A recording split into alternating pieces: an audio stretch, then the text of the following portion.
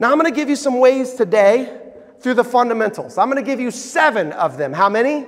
7. My ask isn't that you remember all of them. My ask is that you identify one that resonates most with you, that if committed and if applied, you feel could improve your quality of life. First fundamental, creating meaningful interactions. Now, it's important to note there are literally thousands, if not millions, of fundamentals. I'm just sharing a few of my favorites. Creating meaningful interactions. Now, we have a conversation with most people, at least we define it as a conversation. When we meet somebody first thing in the morning, come into the office, maybe you're on a Zoom call, maybe in the Renaissance and you see somebody in the hallway, we think that this is going to be the way that we spark an interaction. It's the first thing that we say to nearly every person that we see in any given day. What is it? How are ya? How are ya? How's it going? What are the answers that you get? Fine, good, my personal favorite, great. It's like you better tell your face. If we know that the answer to that question is going to be fine, good, or great, why in the heck do we ask it? To check the box. How often do you say, I appreciate you? Appreciate you. Appreciate you. Appreciate you. What do you appreciate? Or are we just checking the box? See, it's not the what that moves people. It's the why and the how. So, creating meaningful interactions is about one of 3 things.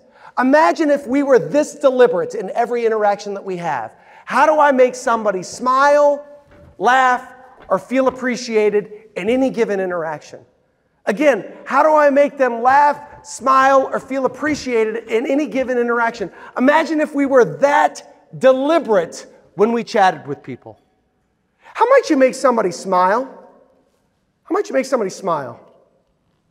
Bueller. Bueller. Anyone? Anyone? Oh, you might smile at them. Nicely done. Thanks for having the courage to speak up. I was going to hang on to that awkwardness for quite a long time. Who said that, sir? I'm not going to call you out. I'm just going to give you this. It's up here for you. Feel free to come and get it in the middle of this presentation. You might smile at them, because if you smile at them, it might give them the confidence to smile back. You might ask them a question that facilitates a moment where they think about something that makes them happy. What might you ask them? Hey, what's the most memorable moment that you've had with the kiddos recently? Not, how are the babies? Not, how's the family? Hey, tell me about a time in the last 2 weeks where your kids made you smile. Now I'm forced to think about something that makes me happy. Other questions you might ask: who's the greatest leader you've ever had the opportunity to work with? If you could sit down with anybody in the course of history and have a conversation, who would it be with and why? Who's the greatest speaker you've ever seen live? Wrong. It's Dee McGowie. I know, because she's my friend. My personal favorite: what's your ideal walk-up song?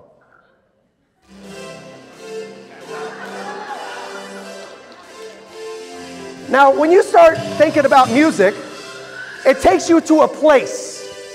Potentially the first time you saw a band in concert. What you were doing when you were that age. Maybe specific lyrics that motivate you.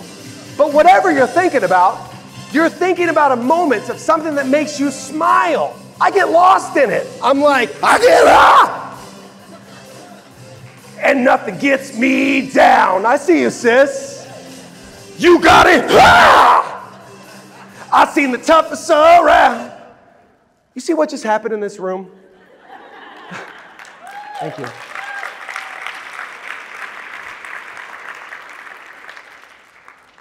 What just happened in this room is an environment of comfort, of happiness. Some of you are thinking, I think you misread the room. I was not comfortable. So, I respect you all a great deal. I hope that we have the opportunity to work together in the future. But the truth of the matter is, most of you in this room, I'll never see again. So for me, to want to sing, to want to dance, to want to ask a question to facilitate thought, but be inhibited by the thought of whether you're going to accept me or not, it's a very fleeting thought. Because I know that if I show up like Samantha, if I show a genuine interest in others, if I can make somebody laugh, smile, or feel appreciated in any given interaction, then good energy will come my way. I'm certain of it. Second fundamental, listen with intent. Now, some of you guys are looking at your watches. I'm not going to spend as much time on the other fundamentals as I did the first one. But if you ask the questions, if you ask these questions, if you make somebody smile, hey, so smile, laugh, or feel appreciated. We cover smile. We cover appreciated. Again, it's not the what, it's the why. How do you make somebody laugh? Anybody? You might tell a joke. Anybody know any? Well, coincidentally, I do. Does anybody feel that it's kind of weird that dogs don't know how to operate MRI machines, but cats can? So stupid. Hashtag dad jokes. There's this gym. Did you guys hear about the shark attack off the coast of Florida? Pretty significant. Shark got this guy pretty good. Bit off his whole left side. Did you guys hear this? Don't cry for him. Doctor said he's going to be all right.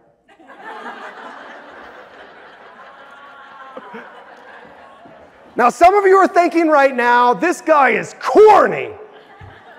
Some of you are laughing. Some of you are thinking, this guy isn't my bag of tea. Regardless of what you're thinking, you know what I just effectively did? I created what's known as a brain pattern interrupt. I got you outside of your head, thinking on all the stuff that you have to do, and in the moment, thinking about something silly. That's creating meaningful interactions. That's the power that you all have each and every single day if you're deliberate in doing so. But if you ask the questions, you have to be willing to listen to the answers and not listen to respond like we do. Listen to truly understand. This is a group of my favorite comedians or individuals that have made me laugh throughout the years. You got Maya Rudolph, Robin Williams, Mitch Hedberg, Dave Chappelle, Kristen Wiig, Stephen Wright. Like all of these individuals I look to for strength. And when I tune into stand-up comedy or watch an old episode of SNL, I have one specific intent in mind. What's my intent? What do I want to do? I want to laugh. That's it. I want to laugh. When we listen to music, what's your intent? What do you want to do? You want to dance? You want to feel? You want to emotionally connect? Maybe you want to escape. Now, if you ask your respective spouse or your friend or your family member, how was your day today? What's your intent when you listen? Is it to check the box? Is to say you did? Are you genuinely present? Are we just doing it because we think that we have to? Imagine if we were as deliberate listening to the people right in front of us as we are our favorite stand-up comedian or our favorite musician. Relationships would flourish. Culture would be redefined. And ultimately, added bonus, you as an individual have more joy, fun, and fulfillment in your life.